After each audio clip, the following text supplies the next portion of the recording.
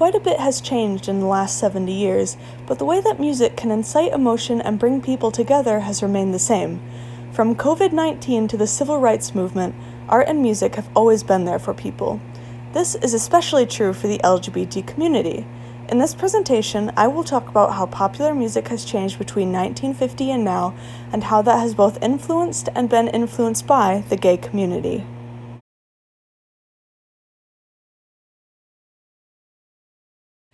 After the Great Depression and the end of World War II, American society shifted into a state of conformity driven heavily by consumerism.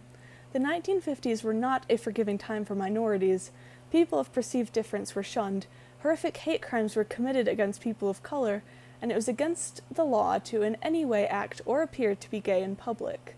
And yet, this was the glorious decade in which rock and roll music was popularized by a man named Elvis Presley. The lesser-known story here is that rock and roll music had existed in black communities and culture for quite some time before the style was adopted by white artists. Either way, this shift in popular music is incredibly important because it marks the beginning of youth counterculture in America, which goes hand in hand with social movements, including the gay liberation movement. In an age of conformity, rock and roll music became the outlet for youth rebellion across the country and gave marginalized people a voice. Bayard Rustin, a leader of the civil rights movement, organizer of the 1963 March on Washington, and a proud gay man, performed on 2 albums in the early 1950s. In this video, Bayard Rustin sings "Nobody Knows the Trouble I've Seen," which perfectly encapsulates the sorrow many people of color within the LGBTQ community felt during this time. However, as Rustin knew, things were about to change for the better. Nobody knows the trouble I see. Glory, hallelujah.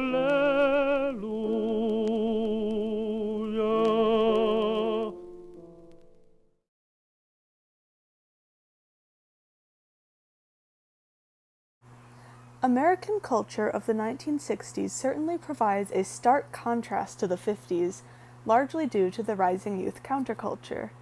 After the age of conformity, the birth of rock and roll and blues music meant a bursting forth of American rebelliousness and the start of the swinging 60s. In 1964, an English native band known as the Beatles landed in the US, and from that point the American music scene was to be changed forever. The British invasion lasted from 1964 to 1967 and was a cultural phenomenon in which Americans were exposed to British music and culture, where it became extremely popular. Beatlemania ran rampant through American teens, their fame exponentiating quicker than COVID. This had a huge impact on the performance style of popular music in America, with bands like the Rolling Stones emulating early 1950s African-American blues bands with a harder-driving, gritty style, and bands like the Beatles taking the style of early American rock and roll bands and adding elements from popular British music, leading some parents to think that the Beatles were a more family-friendly group due to their more polished appearances and music style, but this was mainly based on internalized racism rather than actual behavioral differences. The British invasion of the 1960s also metaphorically opened up borders in America culture-wise, making room for more diverse artists and ideas to take root, and paving the way for LGBT artists from Britain and the US alike to establish themselves and find their audiences, and set the stage for the glam rock movement of the 1970s.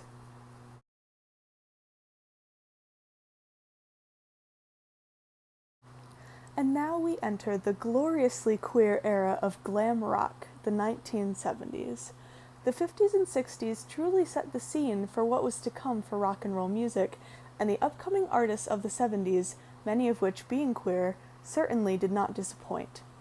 This new decade of innovation and exploration was rung in by the bisexual extraterrestrial David Bowie's The Man Who Sold the World and Space Oddity, the charming Elton John's Take Me to the Pilot, a song about a queer man losing his virginity, and Queen/Freddie Mercury's Keep Yourself Alive, also known as the holy trinity of gay artists in the 70s. The most important change that occurred in this time was the larger acceptance of people who weren't exactly ordinary, all of this due to the developing youth counterculture of the 60s. If mindsets hadn't changed regarding who was normal and whether everyone needed to conform, it likely wouldn't have been possible for queer artists to put themselves out there and gain a following. During the 70s, glam rock became incredibly popular. Glam rock is a subcategory of rock and roll music that is largely different because of the fashion and performing style of the artists. It was suddenly not only accepted, but also extremely popular for people to dress androgynously, and queer performers didn't hesitate to take advantage of this. While Elton John is known for his over-the-top costumes, many people forget that gay icon Freddie Mercury also dressed very androgynously during the 70s. I have sinned, dear Father, Father, I have sinned. Try and help me, Father, won't you let me in? Liar! Oh, nobody believes me. Liar! Why don't you leave me? Liar, I have stolen many times. Raise my voice in anger when I know I never should. Liar! Oh, everybody deceives me. Liar! Why don't you leave me alone? Up-and-coming stars like David Bowie and Lou Reed with the Velvet Underground were some of the first to popularize the style of glam rock. David Bowie had been wearing dresses since the late 60s, most well known at this time for wearing a dress on the cover of his second album, The Man Who Sold the World. His look and popularity weren't truly established, however, until the release of his otherworldly and incredibly influential album, Ziggy Stardust. This alter ego of his was as androgynous as it gets, and his alien features paired with his strange looks and hypersexual performances kickstarted the era of glam rock and acceptance.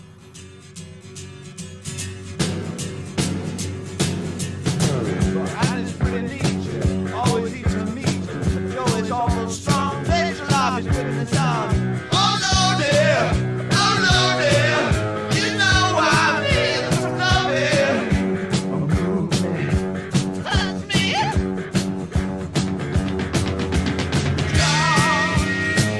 I'm only dancing, she turns me on, but I'm only dancing, she turns me on. Don't get me wrong, I'm only dancing.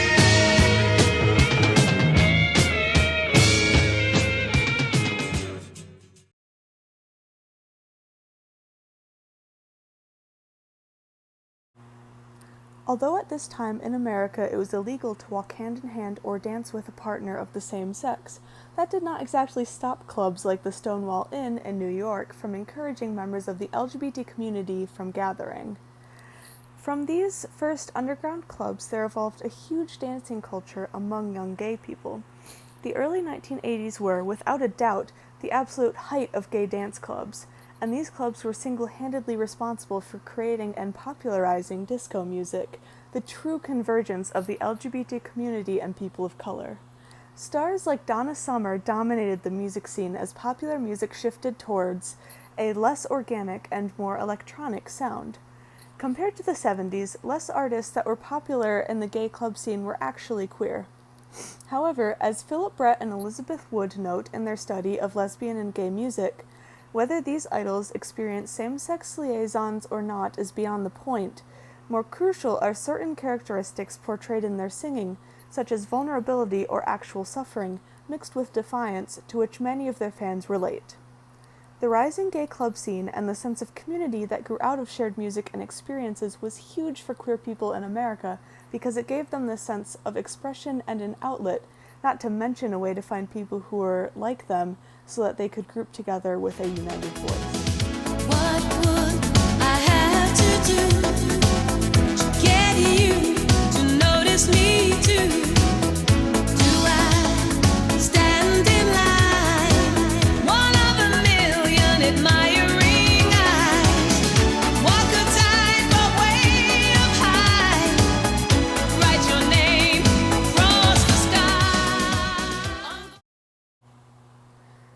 AIDS crisis was a terrible epidemic which impacted every part of the LGBT community.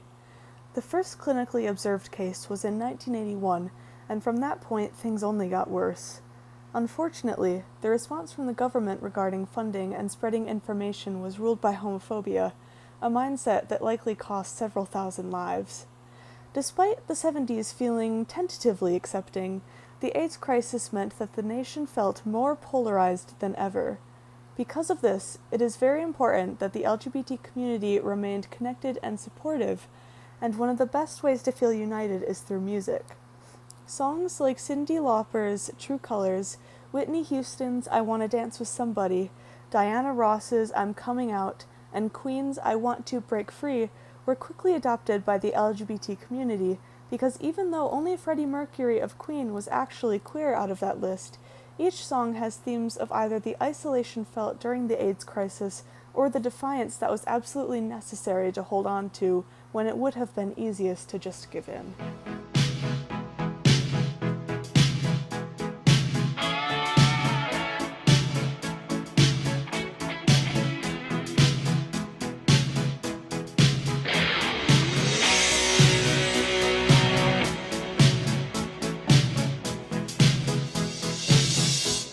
I want to break free.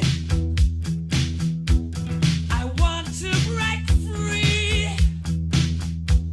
I want to break free from your lies. You're so self-satisfied. I don't need you. I've got to break free. God knows I want to break free. Today, more artists than ever before are coming out publicly. The fact that so many people feel comfortable enough to live as their true selves means that we have come a long way since the 1950s, but we still have work to do. Trans women of color are killed in hate crimes every month, and in most states it is legal to discriminate against LGBT people in housing and work situations, not to mention the fact that in most states it is still legal to force kids through conversion therapy, a brutal practice where people, like Lou Reed when he was a teenager, are physically and mentally abused in the hopes that it will turn them straight. Now, artists like Sam Smith, Lil Nas X, and Janelle Monáe are proudly making music and advocating for the LGBT community.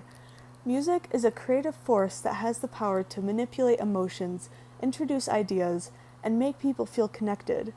The past 70 years have been tumultuous for the LGBT community, but the one thing that has always been able to empower everyone has been music. From Bayard Rustin to Queen to Sam Smith, LGBT artists have always been at the forefront of popular music, and now more than ever, these heroes are finally being recognized for who they are.